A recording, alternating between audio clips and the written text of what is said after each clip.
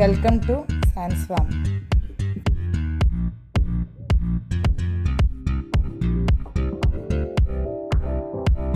മറ്റൊരു കുക്കിംഗ് വീഡിയോയിലേക്ക് എല്ലാവർക്കും സ്വാഗതം. ഹലോ, ഇന്ന് നമ്മൾ ഉണ്ടാക്കാൻ പോകുന്നത് ഒരു വെറൈറ്റി ആയിട്ടുള്ളൊരു സേമിയ പായസമാണ്. അടുത്ത കുക്കിംഗ് വീഡിയോയിലേക്ക് എല്ലാവർക്കും സ്വാഗതം.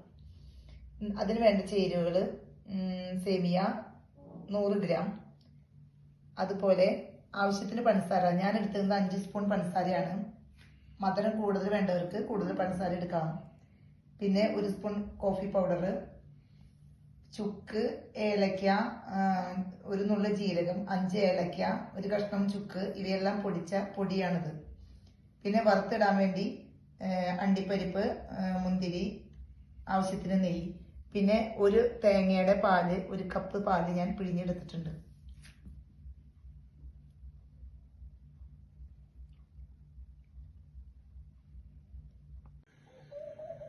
പാൻ അടുപ്പത്ത് വെച്ചു. പാൻ ചൂടായി. ഇനി അതിലേക്ക് നമുക്ക് ആവശ്യത്തിന് നെയ്യ് ഒഴിക്കാം.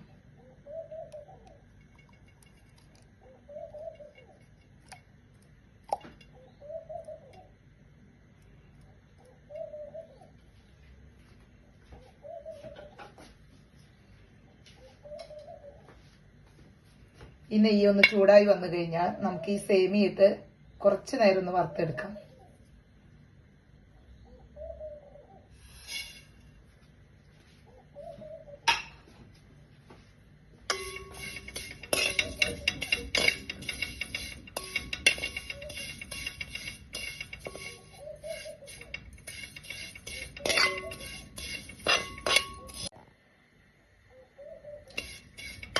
ഇനി ഇതിലേക്ക് നമുക്ക് പിഴിഞ്ഞു വെച്ച തേങ്ങാപ്പാൽ ഒഴിക്കാം.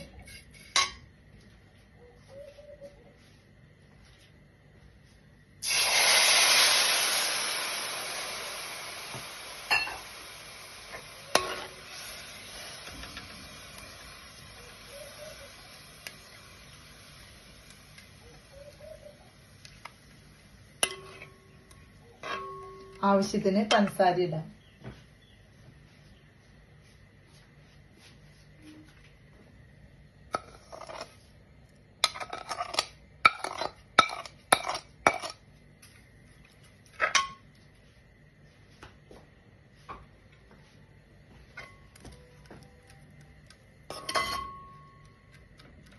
ഇനി ഇതൊന്ന് വെന്ത് വരുന്നവരെ നമുക്ക് വെയിറ്റ് ചെയ്യാം.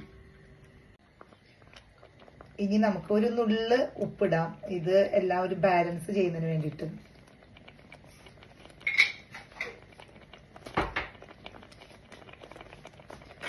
സേമിയ ഒന്ന് ഇളക്കി കൊടുക്കാം. സേമിയ വേവാറായിട്ടുണ്ട്.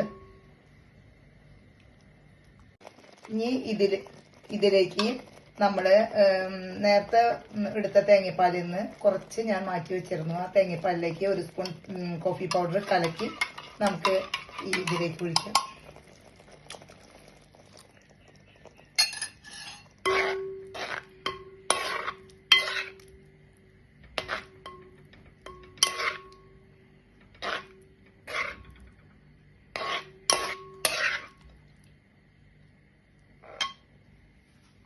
സേമിയ ഏകദേശം വെന്തു. ഇനി നമ്മളതിൽ പൊടിച്ചു വെച്ച ഏലക്കായ ആ മിക്സ് നമുക്ക് ഇതിലേക്ക് ചേർക്കാം.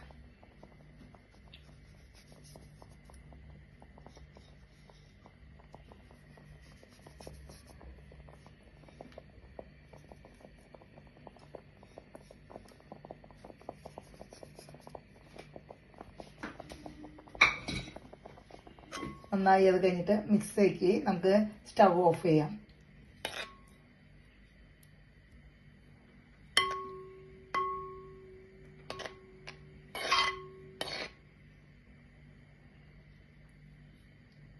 ഇനി നമുക്കിതിലേക്ക് നെയ്യില് അണ്ടിപ്പരിപ്പും മുന്തിരിയും വറുത്തൊഴിക്കാം. ഞാനിപ്പോ മധുരം നോക്കി. അപ്പോൾ തരി കുറവ് പോലെ എനിക്ക് തോന്നി. അപ്പൊ ഞാൻ എന്റെ ആവശ്യത്തിന് ഞാൻ കുറച്ചും കൂടി മധുരം ഇട്ടു.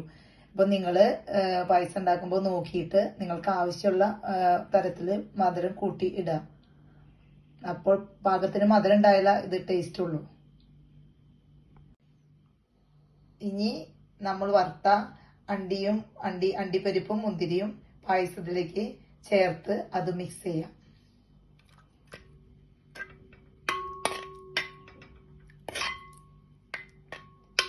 പായസം റെഡിയായി. എല്ലാവരും ഒന്ന് ടേസ്റ്റ് ചെയ്ത് ഉണ്ടാക്കി ടേസ്റ്റ് ചെയ്ത് നോക്കുക.